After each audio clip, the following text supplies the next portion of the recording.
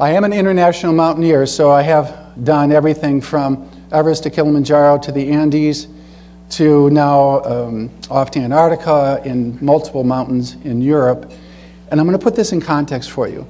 That was all after the age of 51 and after being diagnosed with cancer. And I share that both as a metaphor and as an opportunity. So I'm going to do this really quickly, but 15 years ago, I went into my accountant's office. I had just finished writing a book. I just finished a 10K, and I was having my taxes done. He looked a little peaked, and I said, "Are you okay?" I've known this guy for a long time. He said, "Well, actually, I'm in my second round of chemotherapy."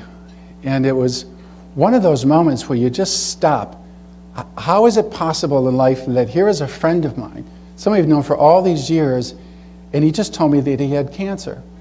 And he saw the look on his face, and he said, saw a look on my face, and he said, "Yeah, I had a radical mastectomy back in January." So, wait a second. Not only was he sick, not only was cancer, but what did he just tell me? You have to remember, this is over 15 years ago that he had breast cancer. Now understand, I have been lecturing on health promotion, disease prevention, early detection, early intervention from Brussels to Boston for all of these years. I'd never heard of that. I gave him a hug. I said, "I'll say a prayer for you."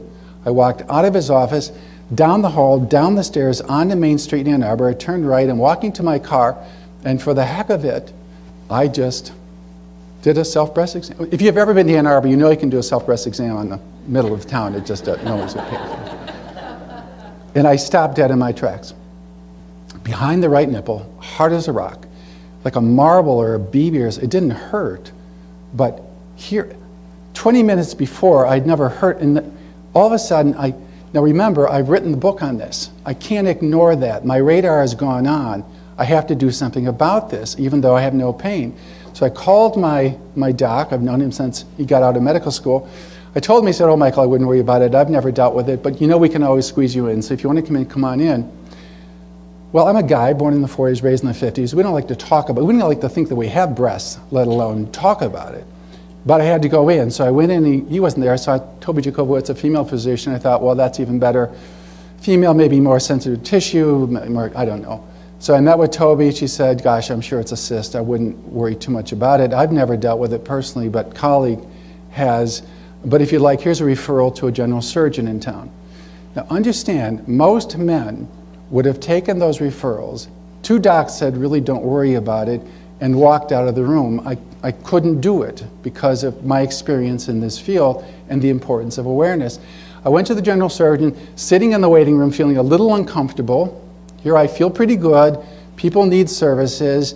I finally see the doc. He says, "Gosh, I'm not sure. I haven't dealt with a colleague that had this. I bet it's a cyst. I wouldn't worry. What would you like to do?" Okay, now here is the big message. What would you like to do? So hold on to that theme as we go through the hour. What would you like to do? Understand again, born in the 40s, raised in the 50s, paternalistic medicine, Roosevelt, Truman, Eisenhower, Kennedy, Johnson, and on. My job is to get sick. Your job is to fix me. I don't ask questions. What would I like to do? Well, I want to go home. I don't want to talk about this. That's what I would like to do. And they said, "Well, what are my options?" He said, "Well, we can always do a mammogram." No, we can't. I don't want a mammogram. I'm a guy. Besides that, my wife Hillary, she says that really hurts. I don't think I want that done. What are the other options? Well, we can take it out and take a look. I said, "Take it out, take a look." Well, you know where the story's going. So it was Memorial Day weekend, 1999, last clinical for the day before the long weekend. Laugh, laugh, laugh, talk, talk, talk. Don't worry, I'm sure it's a cyst, et cetera, et cetera. Would you like something to knock you out? No, kind of interested, just go ahead and numb. So all of a sudden they cut into me and all of the chatter stopped. They tried to sew me back up after they removed the mass. The bleeding wouldn't stop. They had to open me back up again, had to cut through again. Finally, they had to go ahead and cauterize. Now remember, I'm fully conscious. And I remember so clearly looking at Dr. Marcus through the goggles as he looks down at me and he says, "Michael, I don't know what this is. I don't think it's cancer." Well, of course, at that moment, every fiber in my body had a pretty good idea. I was exposed to massive radiation during my time in the military. And when you were in the 50s as a kid, if you sneezed, you got a chest x-ray, lots of radiation. So it was a long, long 4 days. The path lab was closed because of Memorial Day weekend. All of a sudden, the phone call, Tuesday morning, 10 o'clock in the morning, Dr. Michael, no good news. No good news. You have cancer. A bigger concern, you have a grade 3 tumor. You need to get in immediately for a radical mastectomy. Okay, I want you to pause for a second. If I had not gone, if I had not listened to my accountant, had my accountant not dropped the Y chromosome and shared that information with me, it very rapidly, as a grade 3 tumor, would have rushed into my lungs. I would have died, coded as a lung cancer death. All of this because people weren't talking, weren't pursuing. That was 15 years ago. Since then, I've watched the birth of 2 of my grandchildren. All 3 of my kids graduated from college. All 3 I danced at their wedding. My lovely wife has put up with me for another 15 years. The metaphor in terms of this is pay attention, okay? Whatever the C is in your life, pay attention to this, you move forward. The other part of it was people said, well, gosh, you're very lucky. You're 51 years old. Get comfortable on the couch. You've had a good life. And it was like, what are you, crazy? So it was that kind of motivation that sent me back to Alaska to get recertified in technical climbing, to start the journey. So one of my boys and I, we went back to Alaska, got certified, and then I started this journey of mountains.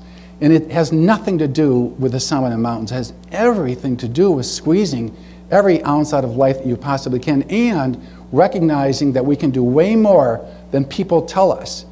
So I've spent all of these years now working very closely with President Bush and Dianne Feinstein around this issue of cancer. And the number of people I've run into have said, you can't, it can't be done, don't do it, don't worry, get comfortable. Well, I'm telling you, in your organizations, in your community, in your personal life, in your family life, don't get comfortable. There are so many things you can accomplish. You can do it collectively. If I didn't have a collective intervention with my community at that time, I would be dead. I wouldn't be here. It does take the entire community to make things happen. So when I talk, I'm not talking as a university professor. I'm talking as one of you. We are the same person. Enjoy.